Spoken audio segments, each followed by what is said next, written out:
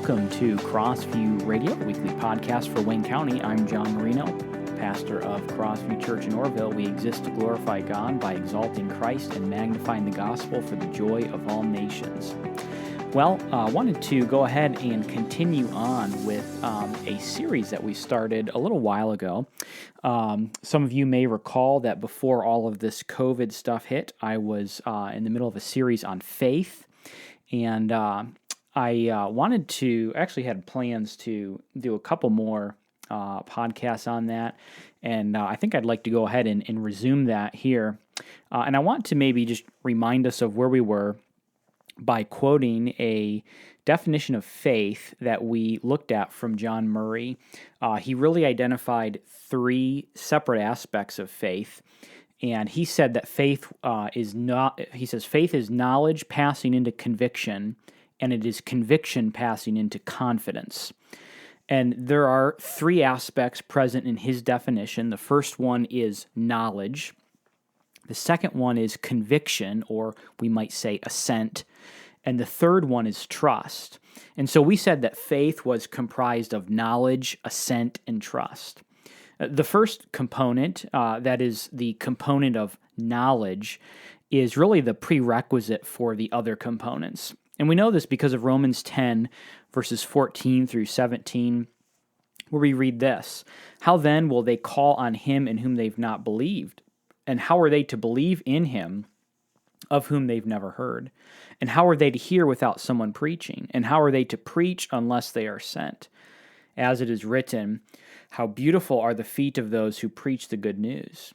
But they have not all obeyed the gospel. For Isaiah says, Lord, who has believed what he has heard from us? So faith comes from hearing, and hearing through the word of Christ."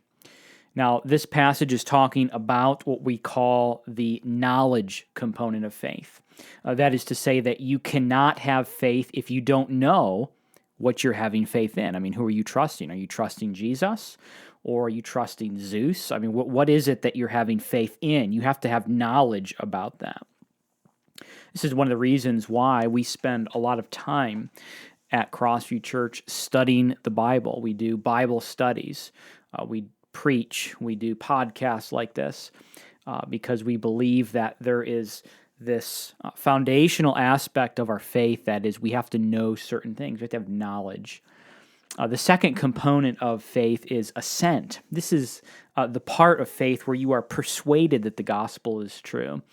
This is a limit that is reached by the demons. So they actually have a knowledge that God does save people. In James 2:19, you believe that God is one, you do well. Even the demons believe and shudder.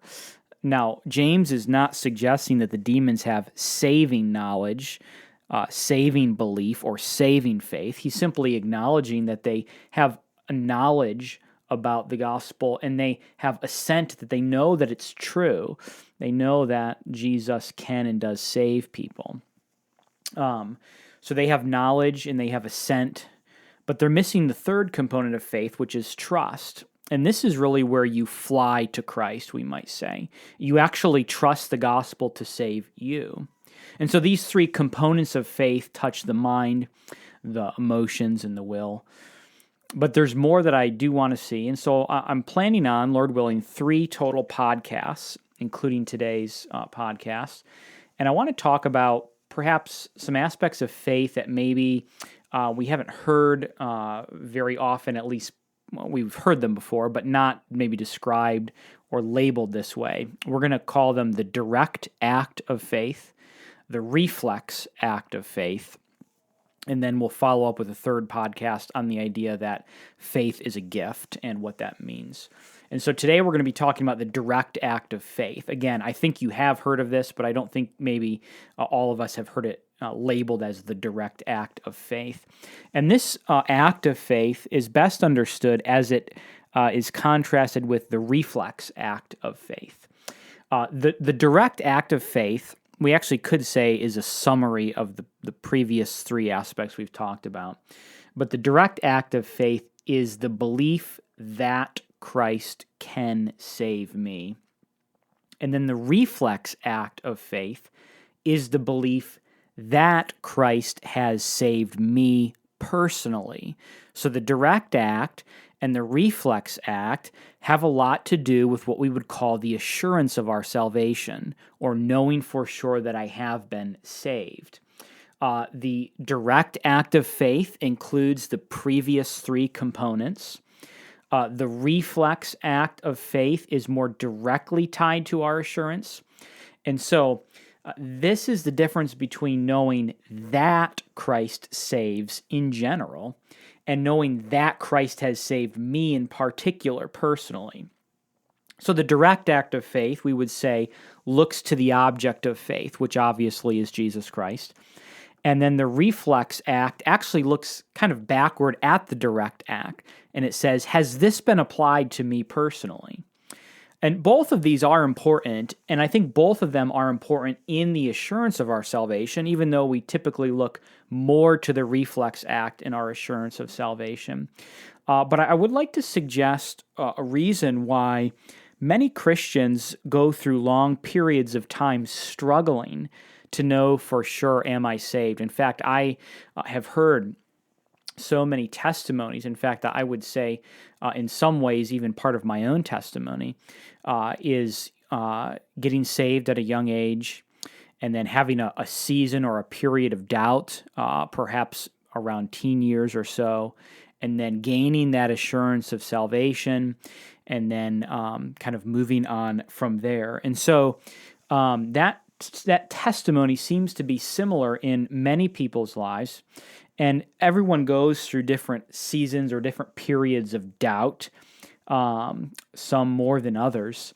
And I do have, I think, perhaps a reason why many of us do spend long seasons trying to gain an assurance of our salvation.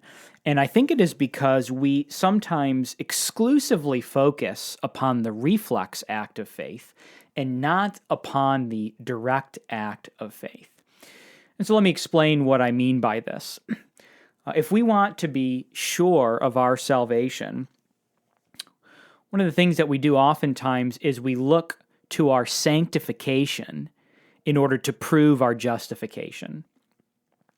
Now, I do believe that there is merit to that because, as we'll see next time, there are plenty of passages in the Bible that exhort us to do just that. You want to know that you're saved? Well, then look at your behavior. Look at how you're acting. And the Bible tells us to do that. One book in particular is the book of 1 John that gives a number of tests to say, are you acting certain ways? And that is something that will give you evidence of your salvation. This, however, I don't believe is designed to be the exclusive or only means to know for sure that I am saved. And I think that when we exclude the direct act of faith from our analysis, we really remove the possibility of being certain of our salvation. So here's what happens. If you ignore the direct act of faith, and by that, remember, we're saying the object of our faith, Jesus Christ. If you ignore that, and then you ask yourself the question, have I done enough good to be saved or not be saved? What's going to happen is you begin to mistake the fruit of salvation for the root of salvation. You think that you are saved because of your good works, and if you have not done enough good works, then you begin to doubt your salvation. And so the result of that is that you can never know for sure if you are saved because you never can know for sure if you've done enough good. And this is where the direct act of faith needs to come in. It is different because it looks at the object of our faith, which is Jesus Christ. And I am convinced that the more that we look at ourselves, the more we will doubt our salvation. And the more we look to Christ, the more we will wonder how we could possibly not be saved. And so the difference might be expressed this way. When you doubt your salvation, what is it that you need to lay a hold of? One view might suggest that since good works are a proof of salvation, you should lay a hold of the good works, and that would give you relief and assurance. But I would suggest to us that if you are doubting your salvation, you need to lay a hold of Christ, because it is the believing that produces the fruit, not the fruit that produces the believing. So let me explain to you what I think the order is. The order goes something like this: believing to obedience to assurance. So we believe upon Christ, and then because of that, there is fruit worked in our lives. So we have obedience, so believing to obedience, and then after that, we have an assurance of our salvation. Now, when I lack assurance, here is the temptation. I am tempted to not go far enough backward in the process to hit the real issue. I'm tempted to forget the believing part so that the new order becomes obedience to assurance. And we forget that it's believing to obedience to assurance, and we think it's just obedience to assurance. And then what happens oftentimes is that I try to produce obedience apart from belief or apart from faith so that I can manufacture my assurance. Well, I'm not sure of my salvation, so let me go ahead and do some more good works, and that will hopefully help me to find stability in my salvation. This puts the cart before the horse when we do it that way. And so rather than trying to manufacture good works so that I will be assured of my salvation, I need to go further back down the trail, right back to the root. I need to stir up what we would call the direct act of faith, which is concerned with the object of my faith, namely Jesus Christ. If it is the believing that produces the obedience, that produces the assurance, then I need to go back to the believing in order to get the obedience, in order to get the assurance. The difference should be clear. In the one case, I run to myself and what I have done. And then in the other case, I simply run to Christ. This is the difference between turning inward and turning outward. And in my experience, the more time one spends looking inward, the less confident they are in their salvation. And the more time one spends looking outward to Christ, the more confident they are in their salvation. And so what's the application from this?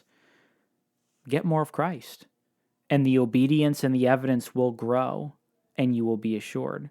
It is not to manufacture fake good works, but it is rather to go back to the source and to say, I need Christ. And the more we get a hold of Christ, and the more we believe upon Christ, and the more that we lean upon Christ, the more good works will be produced in our lives as a result of that. As someone has once said, for every one look to self, take 10 looks to Christ. Thanks for listening to CrossView Radio. I'm John Marino, pastor of CrossView Church in Orville. We meet Sundays at 10 a.m. at the Orville YMCA. To find out more about CrossView Church, visit us online at crossvieworville.com.